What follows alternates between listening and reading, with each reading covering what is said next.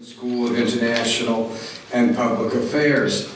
We are so pleased you could join us today for what I know will be a fascinating and enlightening FIU discussion with FIU faculty, experts, and a very distinguished guest, Mr. Mark Medish of the Messina Group. Before we begin, I want to acknowledge the Ruth K. and Shepard Broad Distinguished Lecture Series, without which today's event would not be possible. Thank you also to our co-sponsors, the European and Eurasian Studies Program, the Miami, Florida Jean Monnet Center of Excellence, the Office of Global Learning Initiatives, and the Honors College. I'd also like to acknowledge our Green School staff, who always do a great job pulling together the logistics of these events. Jeanette Garcia-Montes. Jeanette, where are you? Right there. Jessica Beck, Jesse, John Lee, and, Orlando Ramirez, and Pedro Boda, our senior director, for whom I'm so grateful.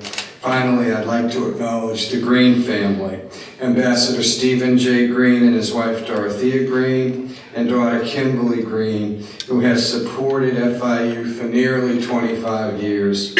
We are so grateful for their generous contribution that is transforming the Green School on a daily basis.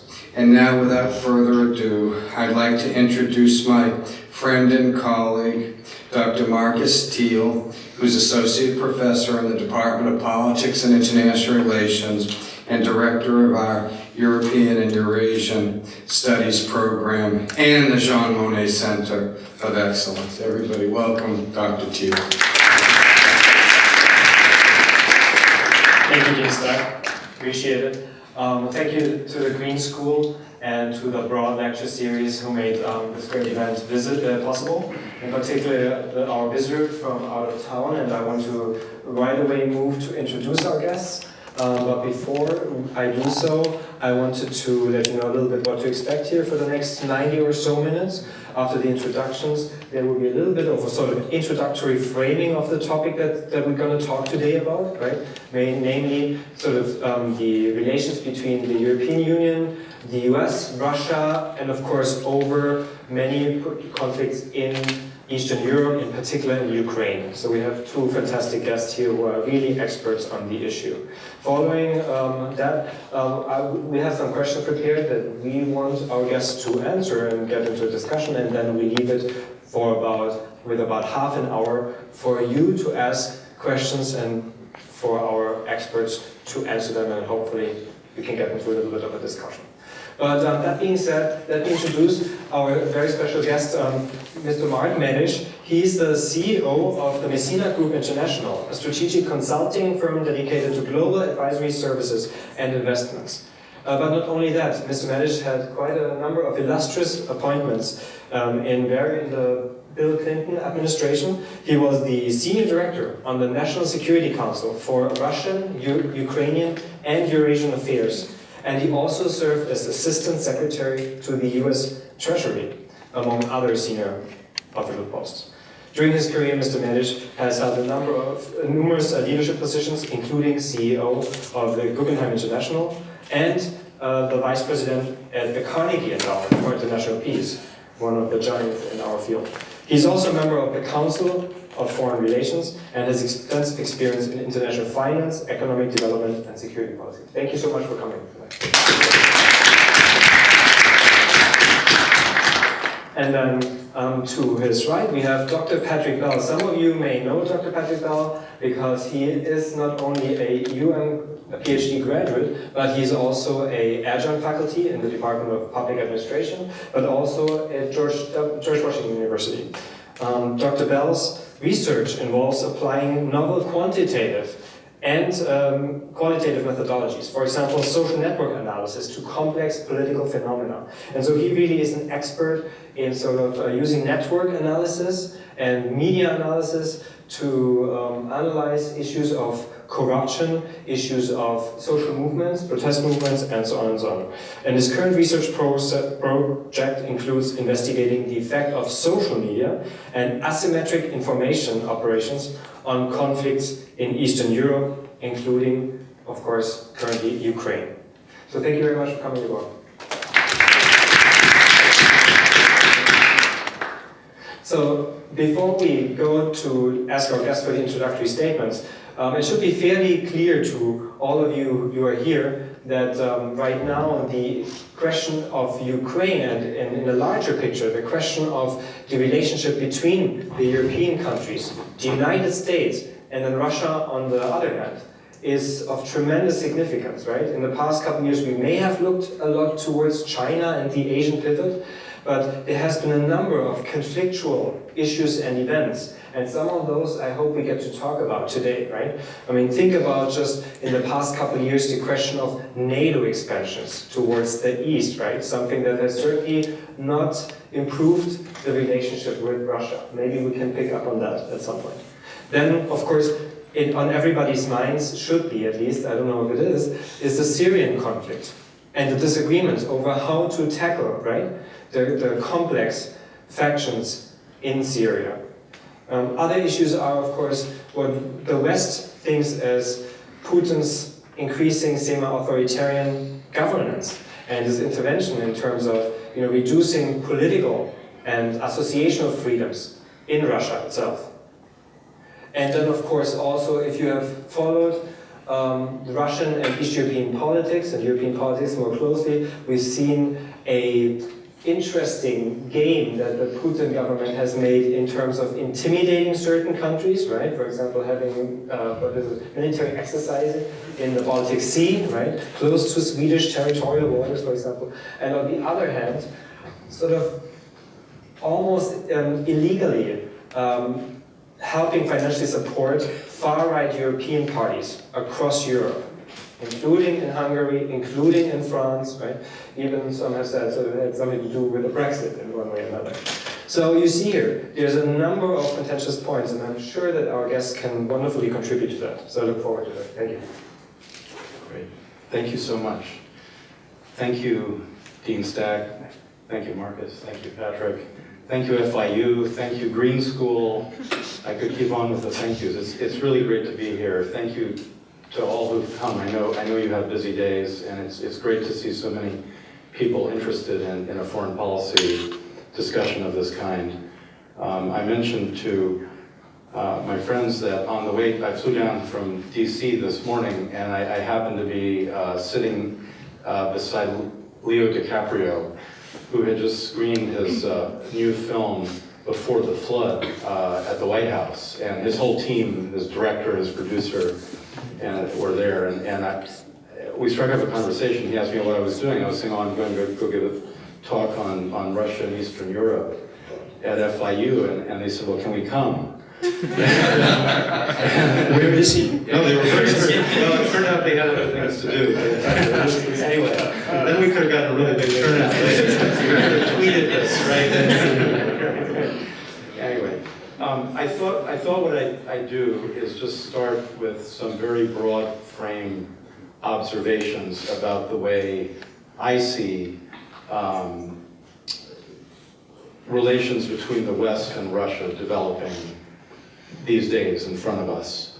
And before we talk about specific cases and policies, which I'm very happy to do, you mentioned Ukraine, Syria is also on other people's minds, Libya. There are many places one could talk about. There's a lot of discussion about a new Cold War, and I think it's important to address that directly and think about that and understand what that could mean.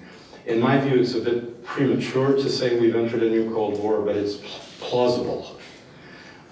In my view, it's not inevitable. Nothing is actually in international affairs, which is why it's exciting to study the field, because there are choices. There are interactive choices that can make a difference to outcomes. But I think we can think in terms of a Cold War I and a Cold War II that may be taking shape. And what's quite interesting is that in many ways, the reverberations of the end of Cold War I are still shaking out in the world. It's a long process. After about 5 decades or more of frozen conflict that was not limited just to Eastern Europe and the Eurasian space, but really touched many, many parts of the world. It touched the Middle East, East Asia, Latin America, Africa. And proxy wars were only the most obvious example of how those places were touched by the Cold War. So my hypothesis, that's all still shaking out, in fact. You could even argue that the Arab Spring was part of that shakeout. And at the same time, people are talking about Cold War #2 already beginning. So we're in the tail of Cold War #1, but Cold War II is starting, by which I think most people mean a new entrenched level of hostility between the West, between Europe, the US, and Russia, on the other hand. And that Russia has somehow evolved to be a hostile adversary power, and we've got to deal with it much the way we had to deal with it during Cold War #1. So you had CW1, CW2. I find all this an interesting sort of frame to think about. And one can get into a discussion of when did CW2 start, whose fault was it, how do we assign blame, and then how do we get out of it, can we get out of it? All interesting questions to pursue. I also think that while there are echoes of Cold War I and Cold War II, it's a new thing. It also has new patterns, new realities, new structures. And that's going to be something particularly challenging for policymakers, because we can't just go back and pull the script off the shelf that we had back in 1985 or 1975. We're in a dramatically new situation, a very fluid situation. And again, my own view is nothing's inevitable, and that's a source of optimism. And yet, I also have a sense, and I think many share this, that we could be on the leading edge of a very dangerous new era. Right? We're cursed to live in interesting times. That's the first broad thing, and I'll try to go faster. I think the second thing that's quite interesting is that the interplay of CW1, Cold War I, and Cold War II, the interplay of the two images is quite different in Russia and the West. So while in Russia and some parts of Eastern Europe, there was euphoria at the end of the Cold War that has over the past quarter century turned into disillusionment, disenchantment, resentment, anger. Over 25 years, that there's sort of disappointment in how things played out. And there's a famous quote attributed to Putin that he said that the greatest catastrophe that befell Russia was the collapse of the USSR. That's actually a popular view in Russia. And it's important to try to understand why that might be. On the other hand, in the West, there's a sense that 25 years after the fall of the Berlin Wall, after the galloping globalization of the 1990s, there's also a degree of disillusionment. Perhaps a bit of a lack of confidence in the globalization model. And by the way, nothing I say is monolithic. I mean, there are people who disagree everywhere, but I'm talking broad brush trends, and I think you see it in the rhetoric of our election campaigns, that there's been an anti-globalization rhetoric in both parties that has been quite powerful. And so that's an interesting turn of events, where 25 years ago, my friend Frank Fukuyama wrote a famous essay, The End of History, right? And it was supposed to be the great coming together. And now it seems we're a bit less confident that history's over, and we're questioning that. So I find this interplay on the two sides quite fascinating. And I dwell on this because I do believe people matter. I think mental sets matter. I think ideas matter in foreign policy. Foreign policy is not going to be outsourced to a calling center in Mumbai. It's still going to be run by real human beings who have to persuade real constituencies and interest groups and voters. And by the way, while I just talked a bit about the trends in Russia and the West, the rest of the world has been changing since CW1 ended in radical ways, in very important ways. So CW2 is going to be played out against an entirely different global canvas. And that's very important, I think, to focus on. I mentioned perceptions. If you're students of international relations, you might know, or philosophy, you might know the term phenomenology, namely the idea that perceptions of events are as important as events, or they are a reality of their own. And I think that's an important dimension here, that we're in a new perceptions game. Could be misperceptions, but even misperceptions are real, and they have they can have a dynamic interaction with one another that could lead to crises, strategic surprises. Right now, the U.S. sees Russia, as a weak regional power that is misbehaving. I think President Obama has even referred to Russia as a weak regional power, that literally in quotes. Sound okay? Sorry. President Obama has referred to President Putin as the misbehaving student at the back of the classroom.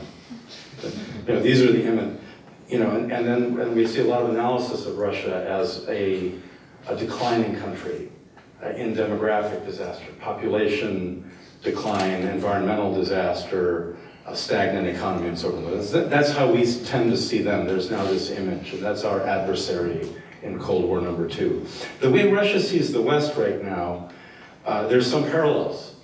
Most Russians, certainly the Kremlin, are convinced at some level that the West is in decline. They point to the Great Recession, the 2007-2008 financial crisis, the knock-on, here in this country, the knock-on effects of that crisis in Europe, which led to a financial meltdown that challenged the very inner workings, the economic inner workings of the European Union. And the migration crisis now confronting Europe, the Brexit vote.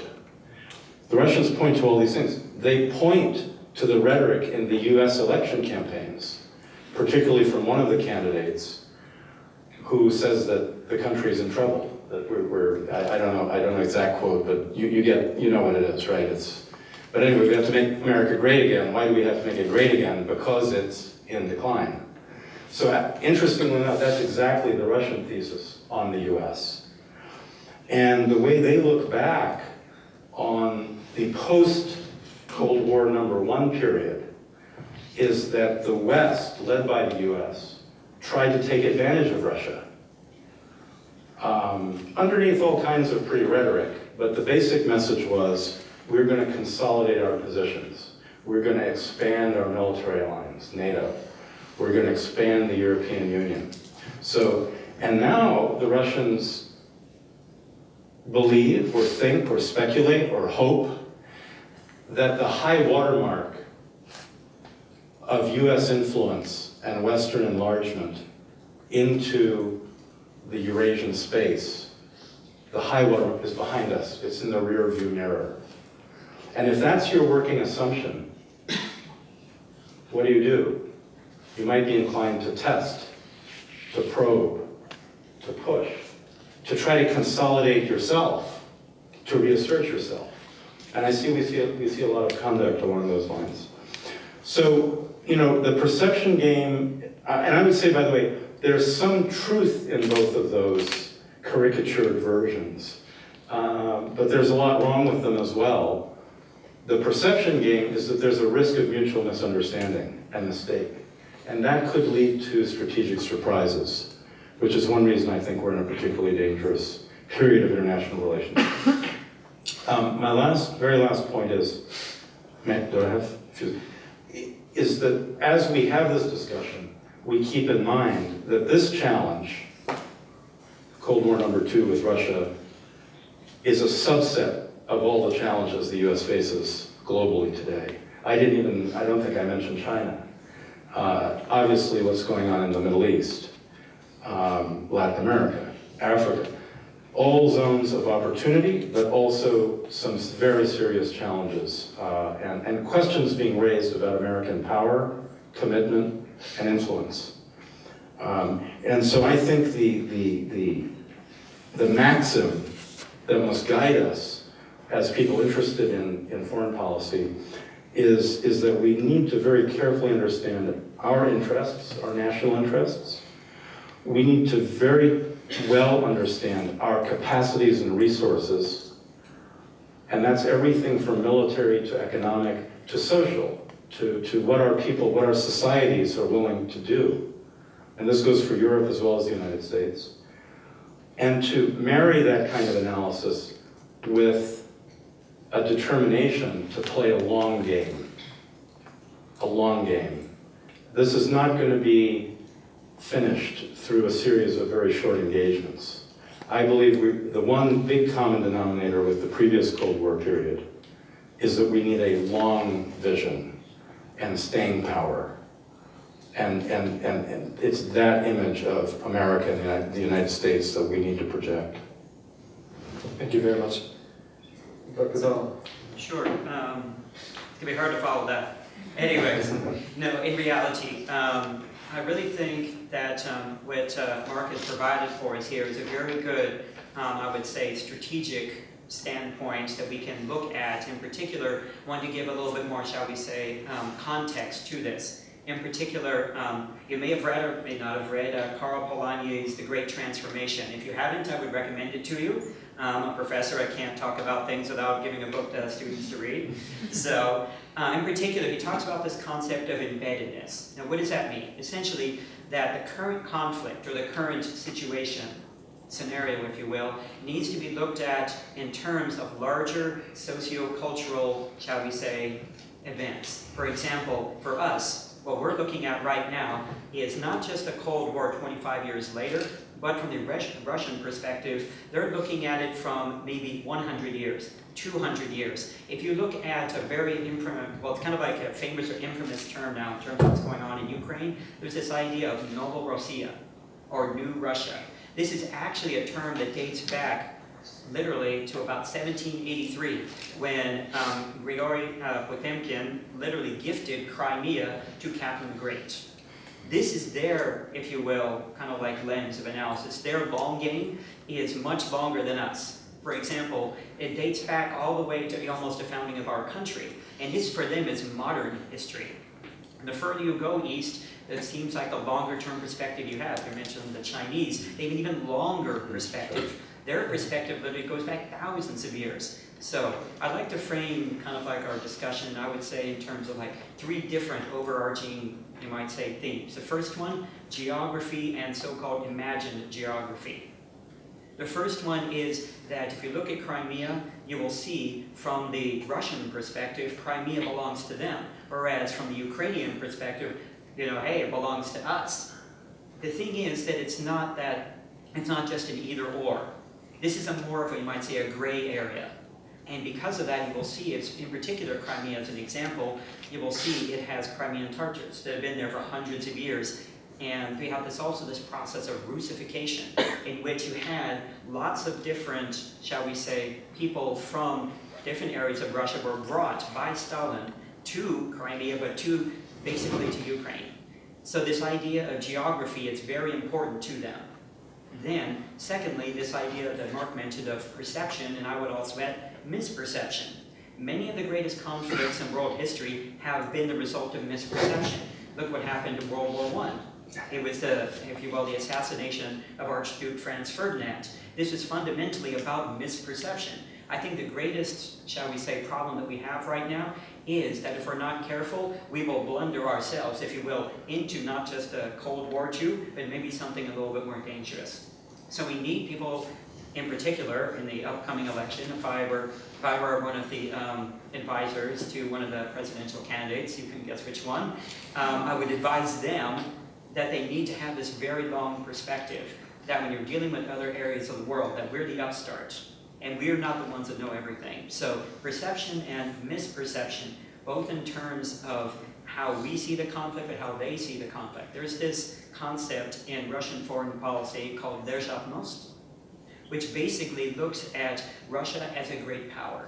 And you might say there's a big choice that Russia is constantly trying to, they have to make. Do they want to be a great power? Do they want to be economically successful? You can see what Putin's done. He's willing to endure a lot of economic pain in terms of sanctions, in terms of other things. Why? Because he believes that this is how to keep hold on political power. And then finally, I would talk about the importance of symbolic politics. And you can see in our elections, there's a lot of going on in terms of the symbolism of what each side is trying to talk about. Fundamentally, our election is about where do we see America? Where do we see America on the world stage? The same is true for Russia. The same is true for many different countries in Eastern Europe. One in particular that I'm familiar with is Hungary. I was there a couple of years ago for a conference, and what I noticed is that the current prime minister there, Viktor Orban, in many ways is almost like, some people call him a mini Putin, but in reality, he is you might say, the heir to the Austro-Hungarian Empire. So that's, again, hundreds of years that we're talking about here. So symbolism is very important. And this resentment that Mark I think it's a very apt description of how the last 25 years has gone. Many people that I've talked to in Russia and Ukraine, in particular Russians, believe that they got the short end of the stick. And in particular, they believe they were not respected. And if you know anything about Russian society, it's all about respect. So if you have a US president talking about the Russian president and saying, oh, he's just a bad pupil or a bad student, that type of rhetoric, shall we say, really hits home for him, and he feels like, to some extent, maybe he needs to defend that. I don't know.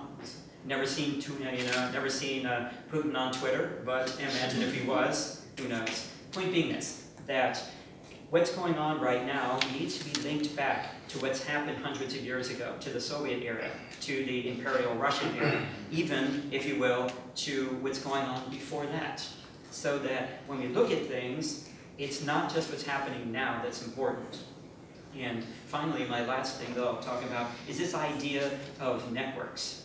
And in particular, I think this is a new paradigm. If you're looking for, if any of your PhD students are out there looking for something very interesting to study this concept now of network power and how we can have organizations like ISIS, we can have organizations like Al-Qaeda, organizations that are non-state actors but have had a profound effect on the world stage.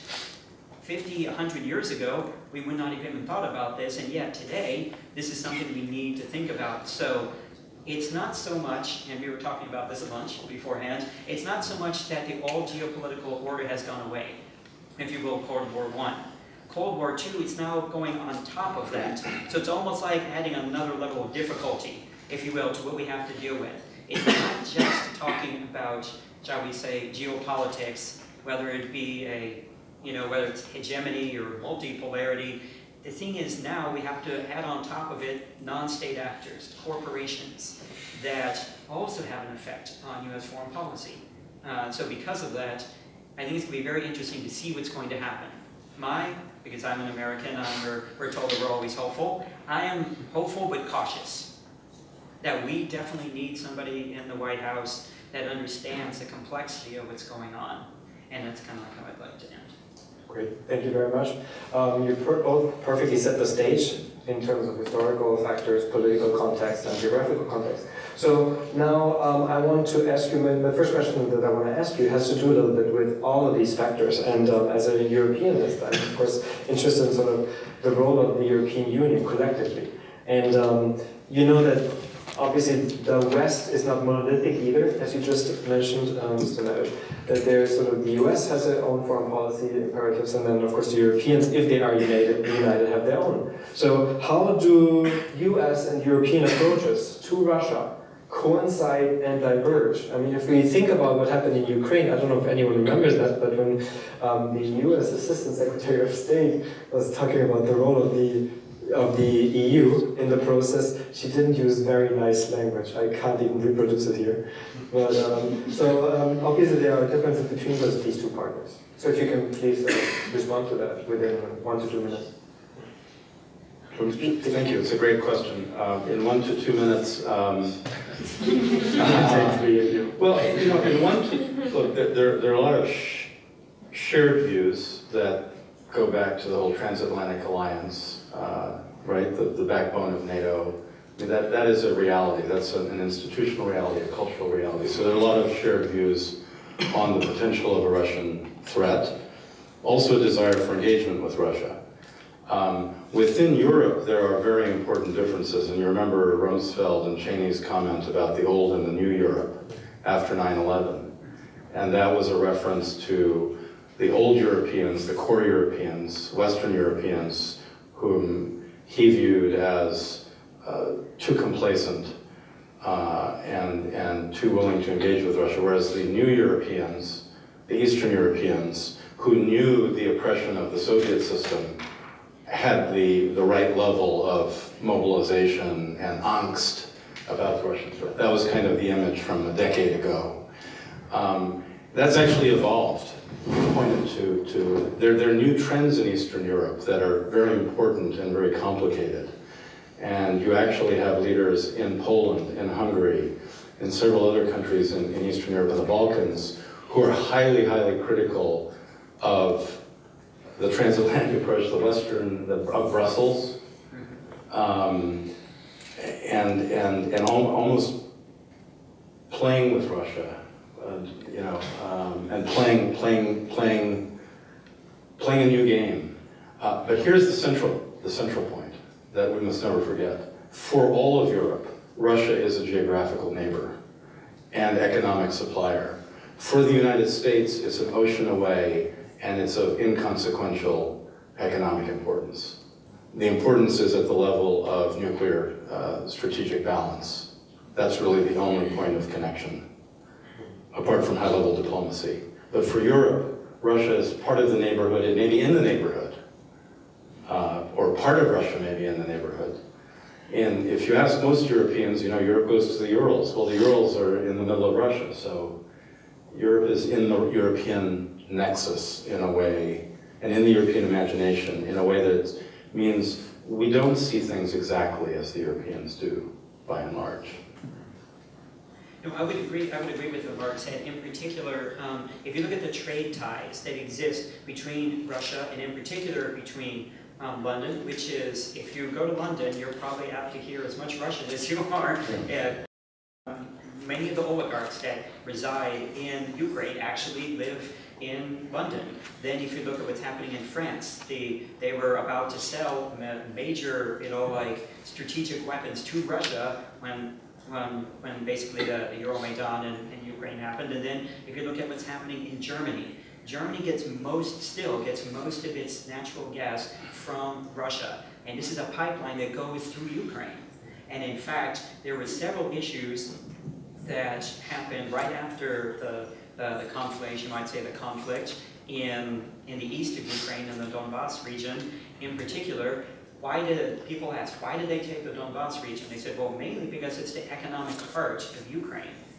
And the thing is, if you can control that area, you're controlling a lot of the economic activity, but even more importantly for them, you're controlling the natural gas pipeline. So it's not just, you put it this way, for example, we're an ocean away. The amount of trade that we actually have with Russia is minuscule compared to the amount of trade that either Germany or France or England has with Russia. So it's not simple for us to say, okay, just have sanctions. They're like, okay, great, we'll have sanctions. But for them, that means that there's significant economic interests. And what Russia is doing, because there's a saying that I heard before, essentially, that if you want to look at how Russia views the world, look at one statistic. How many chess grandmasters does the US have? How many chess grandmasters does Russia have? Russia has twice as many as the United States. So they're definitely a strategic thinker. So when they're looking at things not just now, but 10, 15, maybe years from now, possibly. So that's how I look at it. Okay, thank you very much. It's actually off. Your microphone. Maybe it's off. So maybe we're.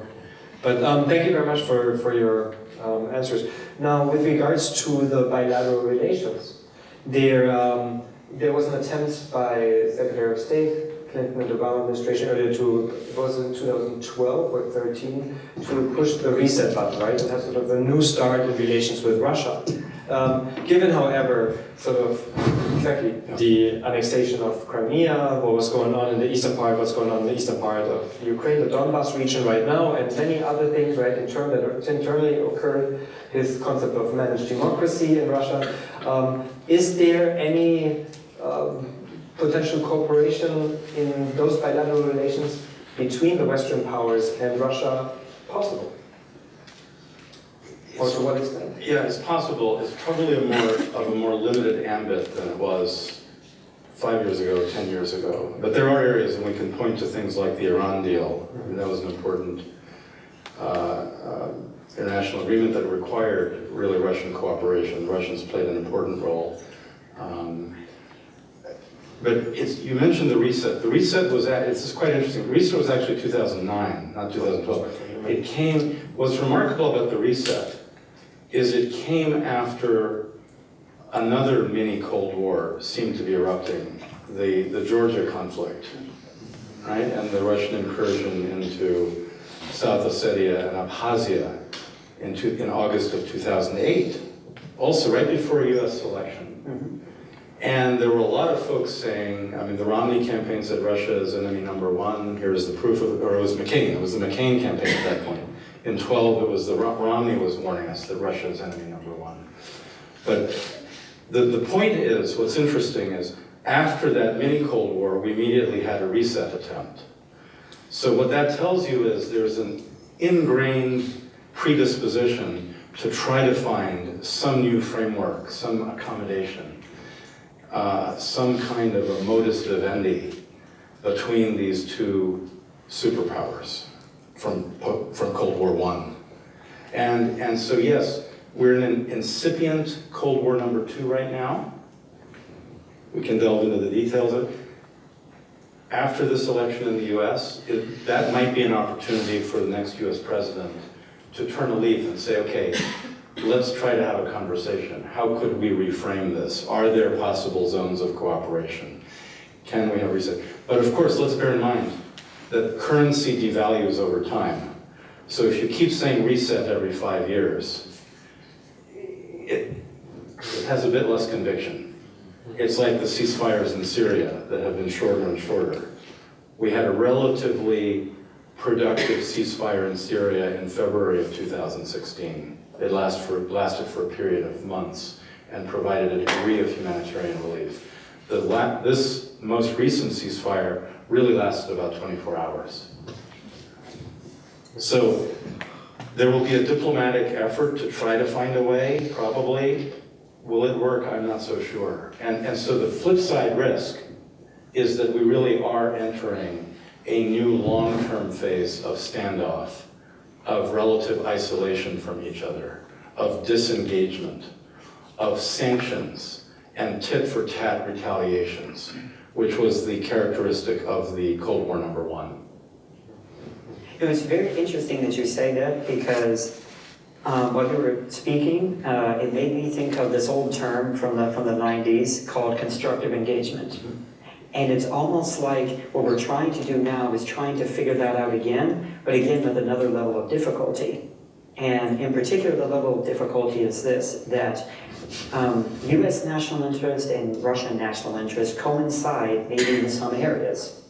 For example, maybe, possibly proliferation, although what the Russians did recently with dropping out of the plutonium, may not have, be a good signal. But the point is, whether it's terrorism or other issues, trying to engage with the Russian Federation on these issues is very, very important, because obviously, again, this is not so much, and I guess I'll put it again in network terms, it's not a linear relationship that there's only with a black and a white. I'm sure Markus has told you about the Manichaean worldview, that essentially it's all black or all white.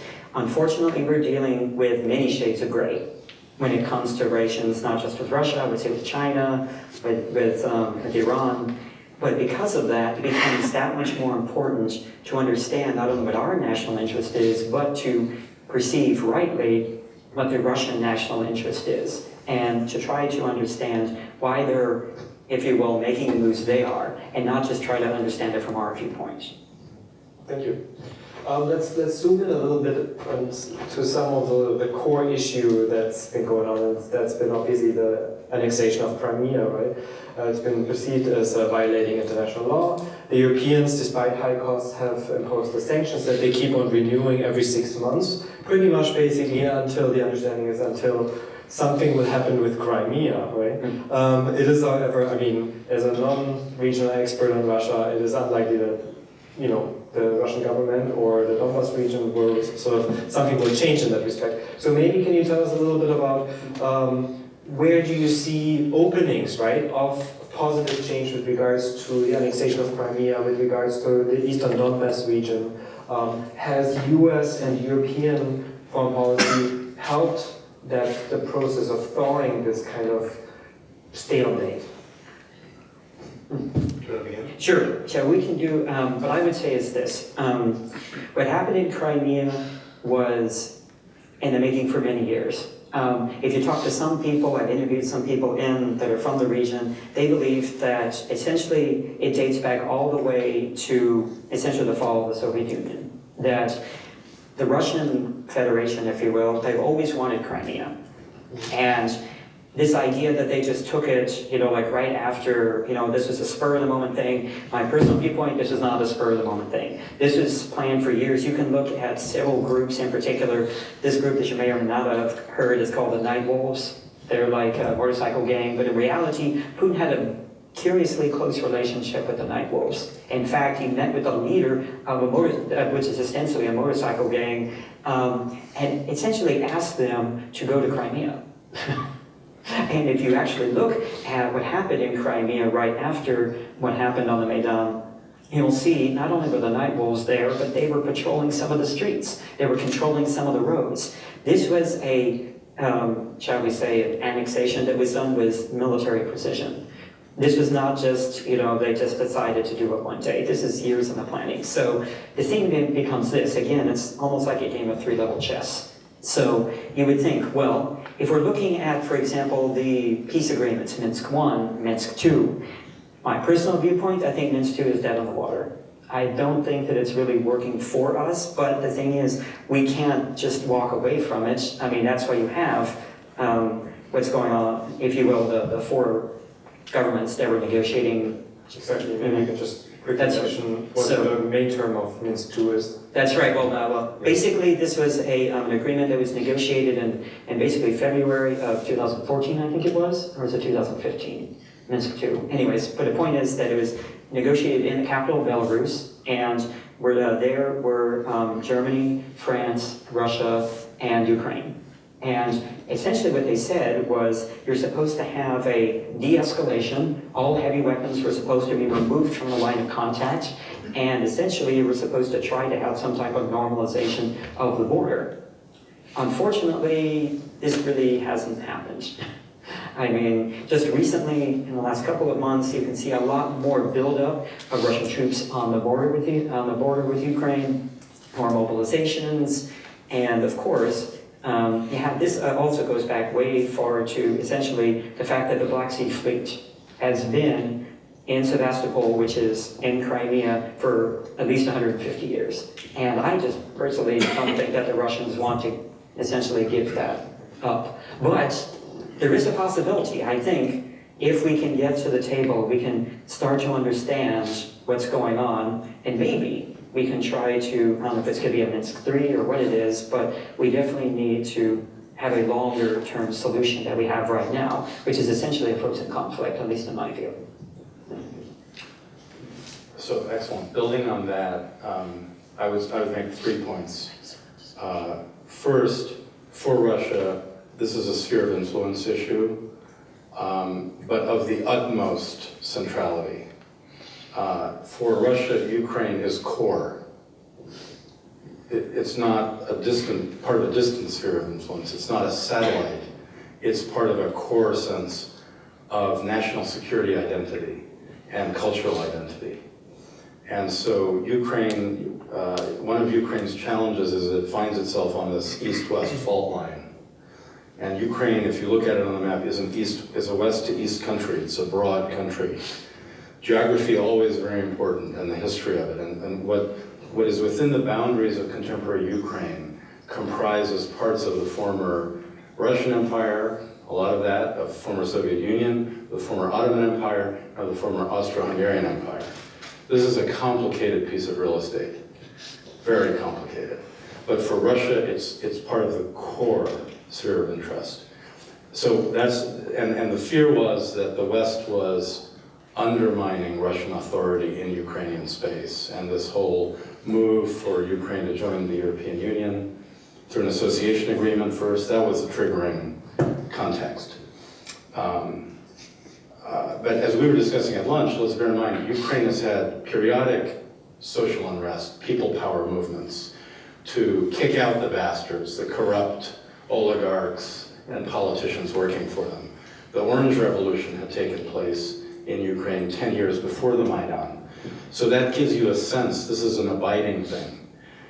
It's like someone who goes to study what's going on in Colombia today and thinks that Colombian history started yesterday with the FARC. It's a 50-year civil war. It's a 50-year proposition. And again, the historical perspective is so very, very important, also with Ukraine. Second point, Crimea. This, I think, is very important to understand about the Russian Kremlin power mentality right now. And it's a tit-for-tat reciprocity. The Russians want to show the Americans that what's good for the goose is good for the gander. The Russians have resented what they view as American extraterritoriality and American diktat, American unilateral decision-making in the Eurasian space since the end of the Cold War. The Russians will often point to the recognition of Kosovo as an independent state as a violation of international law by the US. The whole thing was instigated by the US. I mean, this is a core Russian talking point. So for them, annexing the Crimea, redrawing the lines of the map in violation of international law, is a tit for tat. It's a message of power. What you can do, we can do. It's very important. That is so ingrained in the Russian security and political establishment mentality right now. I've talked too long, so I won't. I forgot my third point anyway. But look, you know, Crimea. Well, about Minsk. Look, Crimea is not going back in the foreseeable future. And so the West is going to have to make a very difficult choice.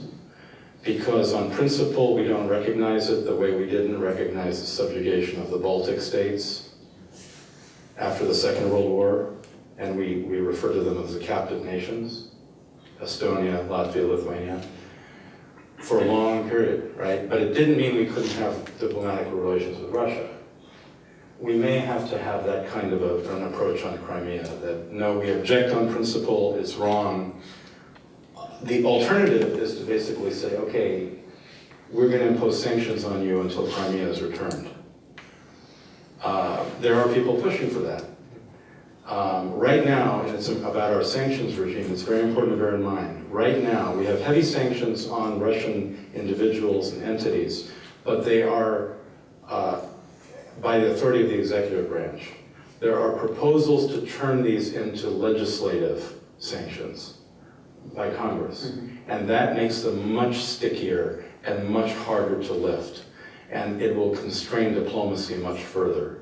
It will be what we had in Cold War I with the Jackson-Vanik regime, right?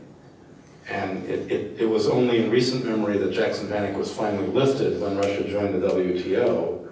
Oddly enough, about a decade later, we could be on the verge of a new set of legislatively mandated sanctions on Russia. Big choice that's going to confront. And in fact, I would like to, if you will play off of that, a very good recent example of this is, shall we say, the tit for tat that occurred around the passage of the Magnitsky Act. Yes. Magnitsky, to let you know, was a Russian lawyer, basically died in prison in Russia, And this caused kind of like a storm of controversy, and essentially what the US Congress did was pass an act that basically said, named after this Russian lawyer, that if you commit certain quote-unquote human rights abuses, there are going to be consequences.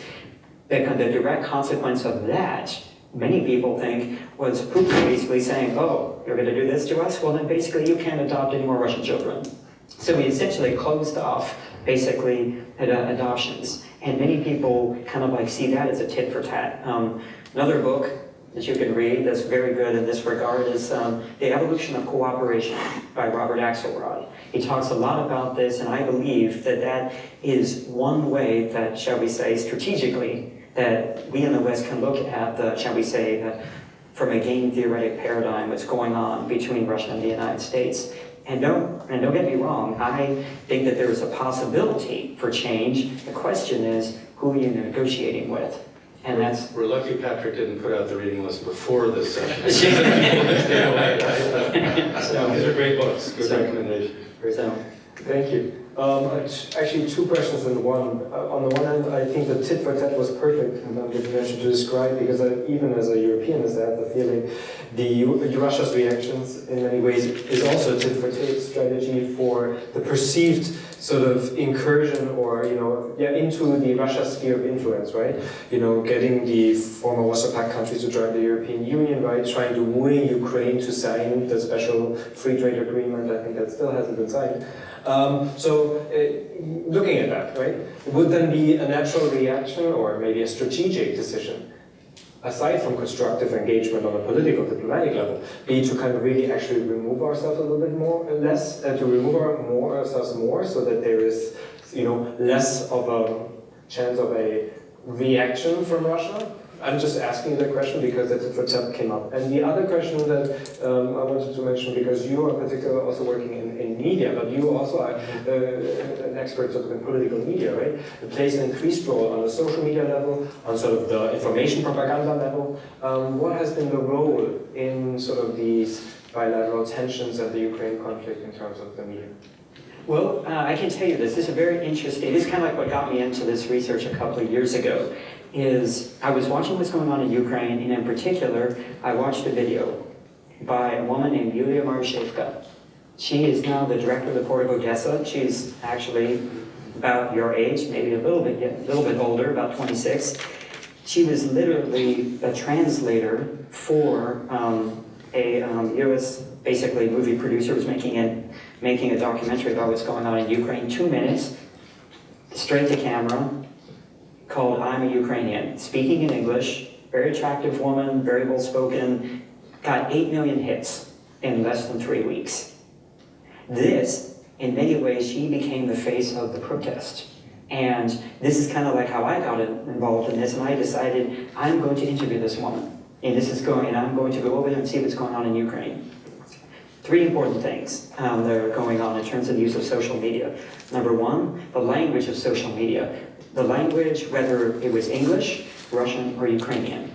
English social media, primarily for outreach. Russian social media, decidedly negative, portraying the protesters as fascists, as something called Banderabites, which would take me a while to explain, but essentially was an ethnic slur. And then Ukrainian. You will see if you will, this language issue was very important during the protests, because the farther east that you went, the more Russian speakers you have. The farther west you went, the more Ukrainian speakers you have. So vastly different perceptions, whether it was English, Russian, or Ukrainian social media, but what's going on the Maidan, the central square in Kiev right then. Second thing, very important, was domestic or international media. Domestic media covering it much differently than international media, in particular Russian media. Russian media coverage of the protest, decidedly negative. Ukrainian, obviously, to some extent positive, but we were talking about this at lunch as well. Western media, very different of how they were covering very, and for the most part, they're freedom fighters, this is great, everything's gonna be wonderful, they're gonna change everything. And then now 2 years later, not too much has changed, although with one bright spot, the traffic police.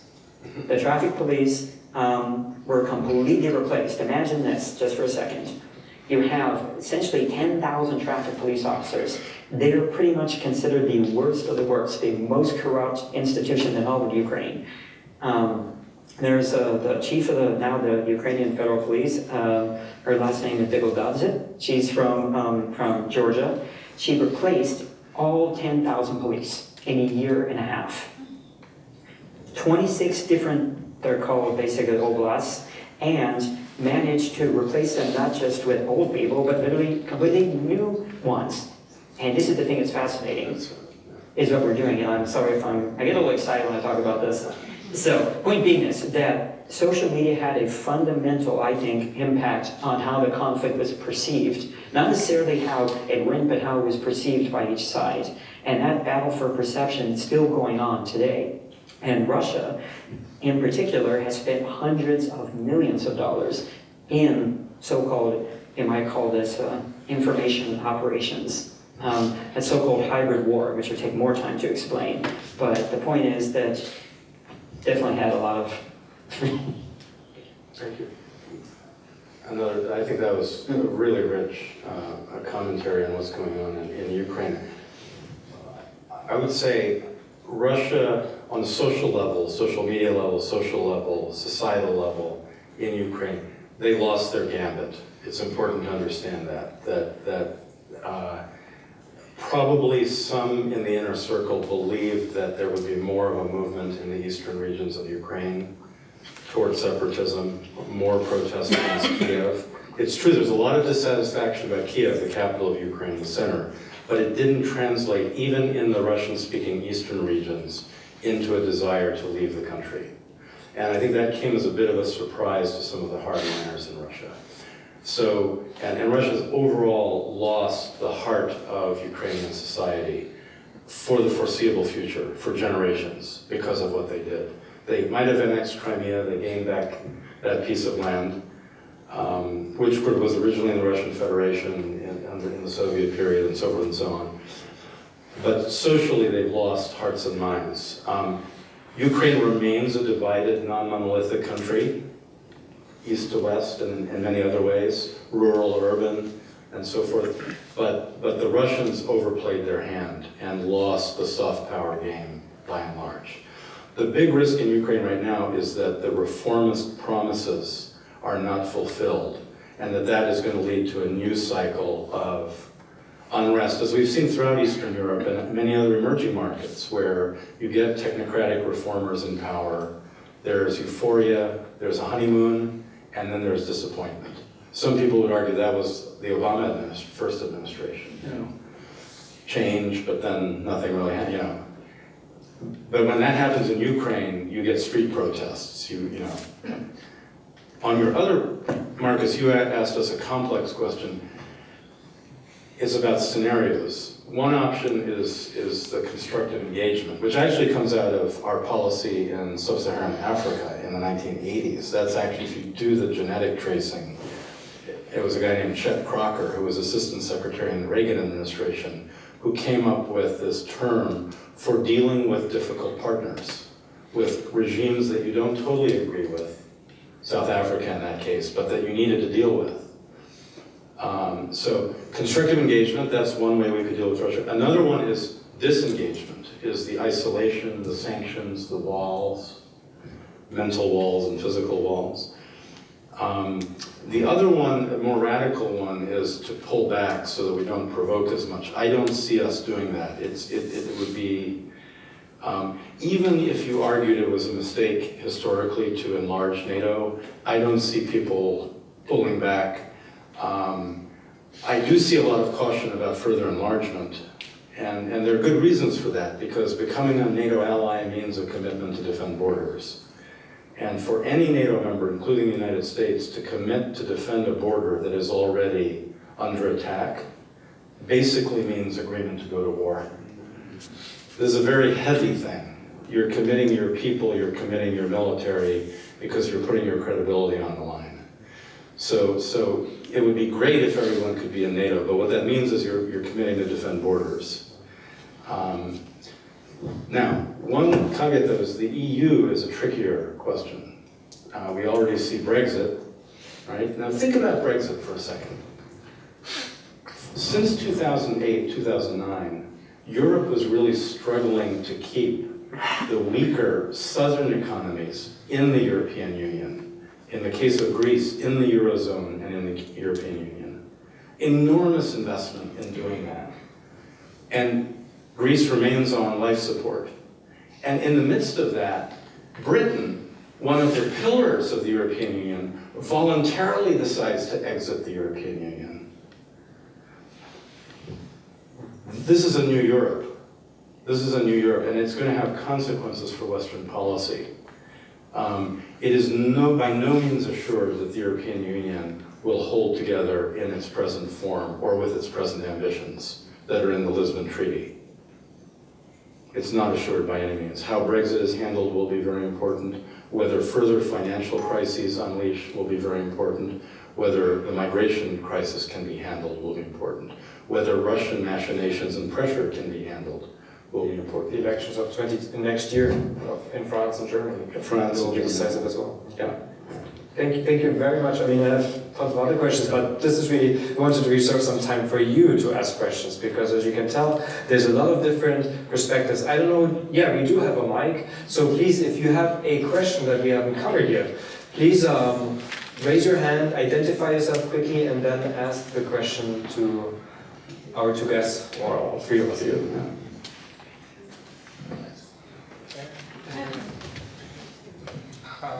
Hi, my name is Pat, International Relations major and a senior. You mentioned the long game. The Russians play the long game always. But I was thinking more of a short-term, maybe something that can happen short-term. Putin might be in power, 20, 30 years max. Do you see an heir apparent for him? And do the Russian people accept his leadership or more tolerate it? Then I guess that's where I'm going with it. Oh, what a great set of questions. No, and I think Patrick was pointing also to the long view of history. There were two, and my pitch at the very end is that the U.S. needs to play a long game in foreign policy, but the two go together. Let's bear in mind that if you look at the tenure of Vladimir Putin, I was working at the White House in 2000 when he first came to power. He came to power in August of 1999, and then became president at the beginning of 2000. He's been in power for almost 17 years. He has worked with Bill Clinton. He has worked with George W. Bush. He's about to see Obama out the door. Right? So it's important to understand this, that in many cases we're dealing with leaders that have a generational view of power. Some of them have dynastic views of power. I don't think Putin does. He doesn't believe his daughters will succeed him. But he has an almost generational idea of power. Erdogan in Turkey is the same thing. He said to many people early on, I need 10 to 20 years to change Turkey. And that wasn't to turn it into a member of the European Union. It was to turn it into a new Turkey, harkening back to some old Turkish themes, by the way. So we're dealing with leaders with a very long-term perspective. I think Putin will run for re-election in, the next one should be, I think, 2 years, 18 or 19? 18. I believe he may move it up. I believe he may move it into 2017 and do it together with Merkel and Hollande after them. And he has approval ratings, so they're still probably... Exactly. He can manipulate the timeline a bit. I wouldn't rule it out. He's already changed the Constitution. I mean, so then neither period has worked out very well for the U.S. There's been arguably a discreditation of both. It's not complete by any means. We still have vast resources, a vast well of strength and organic resilience in this country, and the ability to influence the world. We still are the model, but hard power and soft power have come into question. At the end of the Obama administration, I would submit to you, and I was an Obama supporter, I think he'll be missed in many ways. He has had a bifurcated impact on global perceptions of the US. By and large, my experience, and I travel a lot, is that on the street, around the world, Obama is very popular. he has restored a kind of sense of optimism about America, that an African American could become president, that he could speak softly, that he could be non-aggressive in his dealings with the outside world. Empathetic was a word used. But in the halls of power, particularly in the corridors of power of strongmen around the world, whether it's in Moscow or in China or in Turkey, right? It's a different perception. It's a perception of weakness, timidity, shyness, lack of confidence. And that's a tragic situation for the US, in my view, because you can see, and this is how the Russians perceive us right now.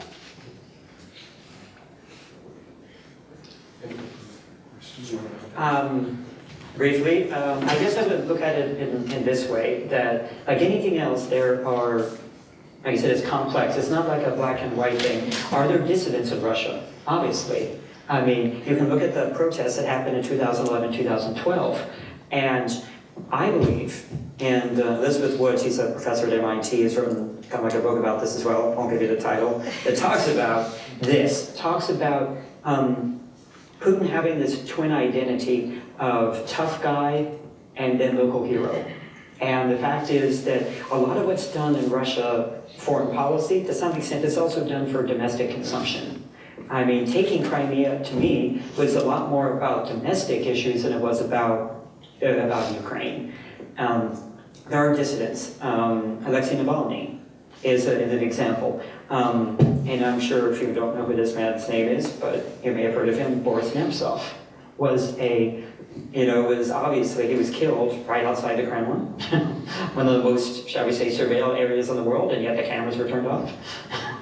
But the point is this, that Russia is not monolithic either. There are people in Russia that do not support Vladimir Putin. Primarily, they live in maybe Moscow, St. Petersburg, or the intellectual elite, if you will. But at the same time, Putin has a very strong hold on power.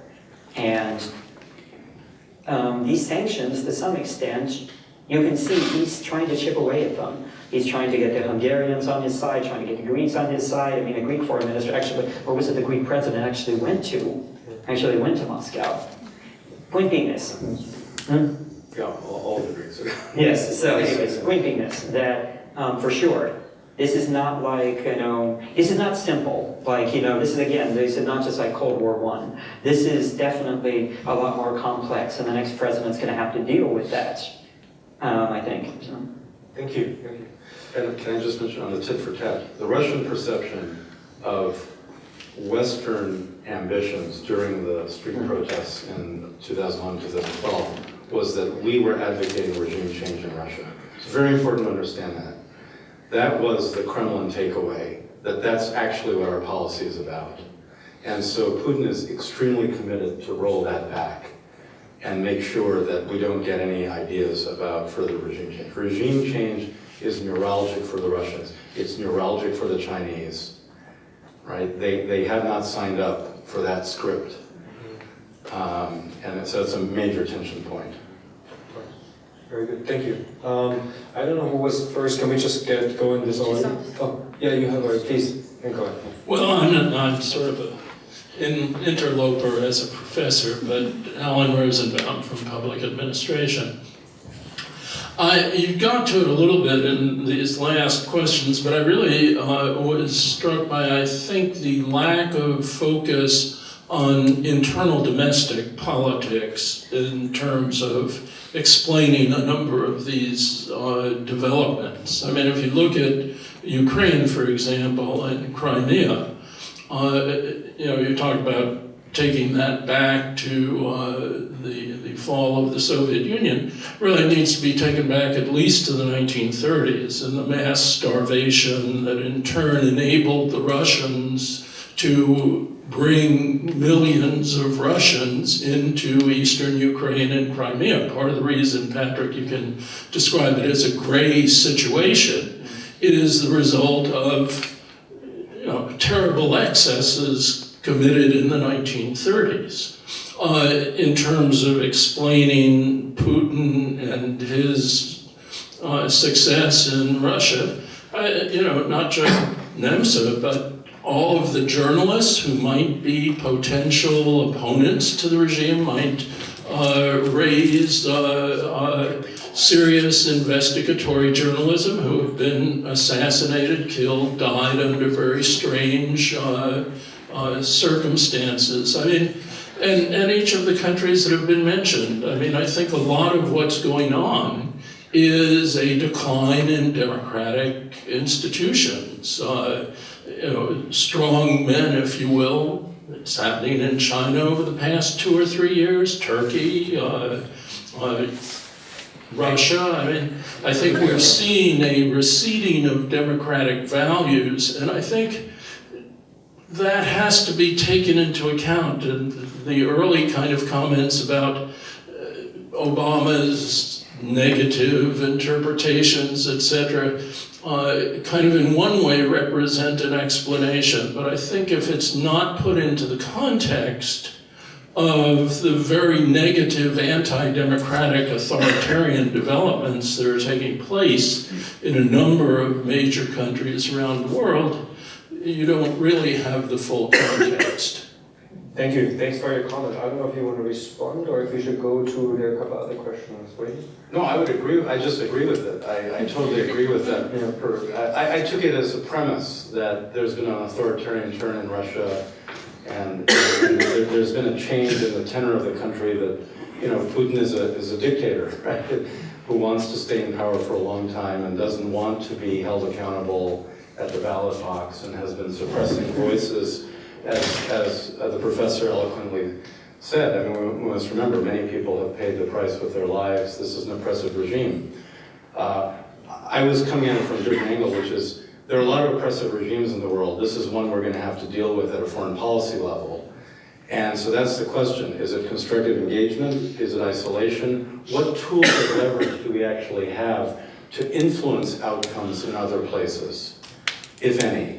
We need a careful understanding of that, and probably over a long term, over a period of decades. That's my guess, that's when the report card really comes in. So that we're going to have to try to find a principled pragmatism to deal with these very difficult countries. Russia is one of them. As you mentioned, China is another. There are many others. Thank you. I think we have time for 2 more, maximum 3 questions, so please if you can keep your comments questions. Yeah. Say 3 questions. Sure. Oh, together. Yeah, sure. Then please, let's take the question together. Maybe that helps. Okay. Thank you for being with us today. I know you flew in from DC. My question is, I've never heard of this concept of a CW2, and I think it's fascinating because I hear a lot of people talk about a World War III, but I think a CW2 makes much more sense. Whereas CW1 was defined as like the ideological battle between communism and capitalism, and this one seems to be defined by like globalization versus anti-globalization. But my question is, do you think CW2 first is inevitable, and do you think that it is kind of the result of okay, so capitalism was successful in World War II. 1, do you think that CW2 is the result of capitalism failing to deliver on its promise for the world? Thank you. Let's take, yes, please. Hi. Again, thank you again for being here. My name is Daryl. I'm an alumni. I just sneaked in here for the different completely reason. My question to you, Mark, is when you mentioned the first, you said that sometimes perception of events are as important or more important than the actual event. And you also mentioned that the West thinks that Russia is a failing weak state, and vice versa. They think the opposite of us. In your experience, and I know maybe this is putting you into the spot, since you've been involved in this for a long time and you probably have a very deep perception of what's going on, whose side is right in that perception? Which perception is more close to the truth than, and why? Thanks. Thank you. And let's take one more question before we let you both answer.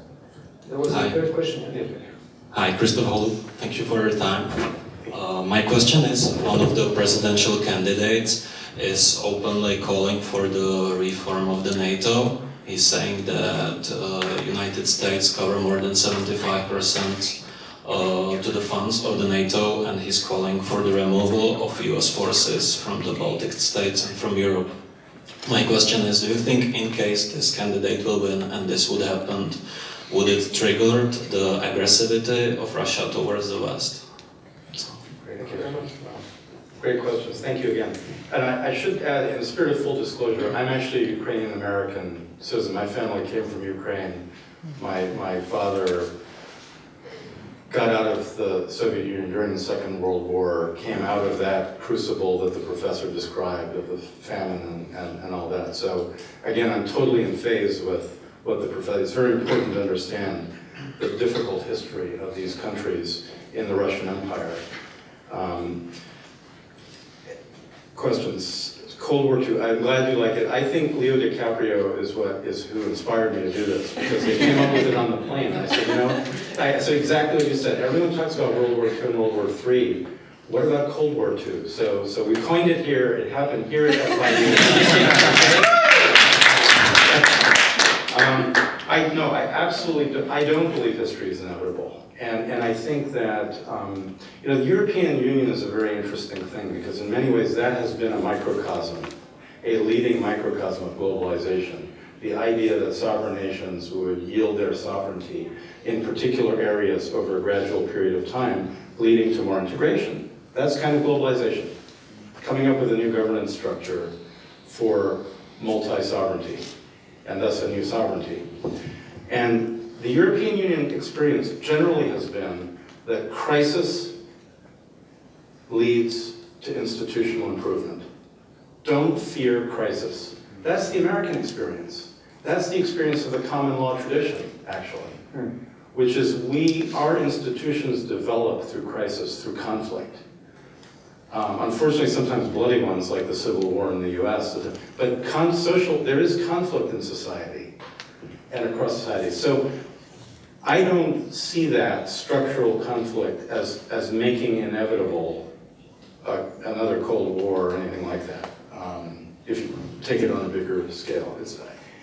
Crisis can lead to improvements, institutional improvements, including in international affairs.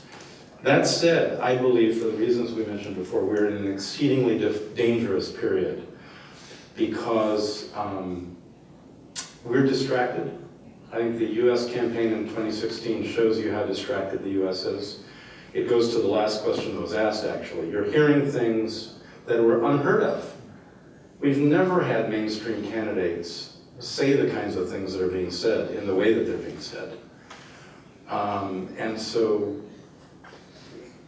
the world is changing in these new patterns, potential for a second Cold War, much riskier than many people appreciate. Proliferation of weapons of mass destruction, things like that. This is all coming together at the same time. We've got to deal with Putin, we've got to deal with ISIS and Al-Qaeda, we've got to deal with an expansionist, or seemingly expansionist China, all at the same time. It's going to be very challenging. War is not inevitable, but I think the risk level is higher than it has been in I was about to say living memory, that's too much, but in several decades. Is that fair? Let me try to answer the others quickly. Perceptions. Look, I believe the organic strength of the West is the truth about the world. I believe that what has accounted for the prosperity and success of Western societies is something in the organic DNA of the way our societies have developed. That is there. That's not a question of perceptions. Last time I was in Moscow, I actually did this test because they kept saying, I was in a very high level kind of meeting with analysts, and they kept saying, isn't the West going down the toilet? Isn't in the tank? And I said, look guys, let's do a thought experiment. If you were a Martian and you were given the opportunity to come down to Earth and run any country on Earth, based on what it is right now, the resources it has, the population, the opportunities, which country would it be? Thought experiment. So here I was with these Russian kids from intelligence agencies, and they all said, I said, would it be Russia? They said no. Would it be China? Oh, too big, too many people. India? No way. You know, I went to Brazil. No, you know, good weather, but no. You know, that's it. Well, where, you know, Fiji? Which country would you pick? And, you know, the consensus was the US. So, Yep. and yet, perceptions are important. Perceptions are quite important in international affairs. They're important in any human affairs. They're important in a marriage. They're important in a family. Perceptions matter. And finally, sir, you asked about NATO. I think the comments that you quoted from a candidate, utterly irresponsible comments. They are damaging in and of themselves. Even if that type of question were being raised, it should only be raised really in editorial columns or behind closed doors, but not by someone who wants to occupy the Oval Office, not in public. That candidate raised some other valid questions about NATO, about burden sharing. Those have been nagging problems that have troubled both Republicans and Democrats for decades. What is the West going to do for its collective security, and how are we going to distribute the burden of paying for it? That's a nagging issue that's real. We mustn't underestimate it. But those comments, I think, were completely irresponsible. If we were to pull back from, if no one's going to get kicked out of NATO, but if that were to happen, yes, it would be a perilous time for those countries. Absolutely. I'm sorry if I went on too long. No, that's all right. No, in fact, I was about to say, I think for, like I said, 3 questions. I too think this idea of the Cold War II is a very good, I would say, conceptual framework, if you will, research topic possibly, to look at. And then the second thing, I guess, would be, again, at least for me, because of what the research that I do, coming back to this idea of networks. What are the informal networks that exist, and how do they affect basically what's going on right now? One of the things that I think is most fascinating about what's going on in Eastern Europe right now in general is this power, if you will, of informal networks. And this is where I think the future can come from if there's going to be a solution. A lot of the old world is still around, but this new world, it seemed to be a lot more connected and yet disconnected at the same time. So if you look at what's going on informally, a lot of what happened in the Maidan was informally, people getting together, but it butted up against this old order. That also goes with perception. Most of the perception depended on where you were. If you were in Russia, you had one perception. If you had in Ukraine, another perception. In the West, another perception. And then to deal with your idea of NATO, I also agree, just really irresponsible comment for any, I think, major aspirant to an office such as the President of the United States to say in public, offhand, but the thing is, it represents, shall we say, a worldview. Let's pull back, like Mark was saying. Let's be isolationist. I personally think that is the wrong move. I think one of the strengths of the United States is the fact that we show that we're not afraid to disagree, if you will, without being disagreeable.